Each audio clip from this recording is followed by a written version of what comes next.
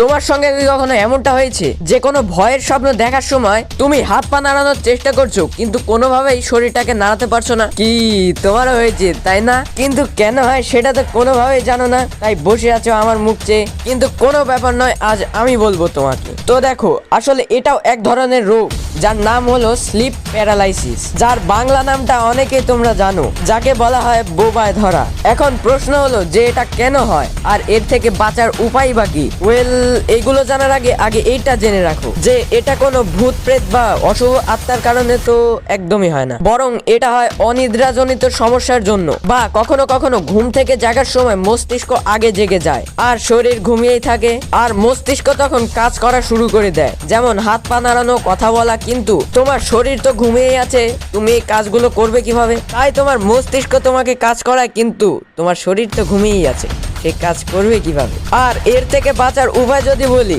প্রতিদিন হাত মারা ছেড়ে দিয়ে রাতে তাড়াতাড়ি গিয়ে ঘুমিয়ে পড়ো। আশা করি সবকিছু বুঝতে পেরেছো। এখন তাড়াতাড়ি করে ভিডিওতে লাইক এন্ড সাবস্ক্রাইব করে দাও। তো দেখা হবে নেক্সট কোনো ভিডিওতে, ততক্ষণ পর্যন্ত বাই বাই।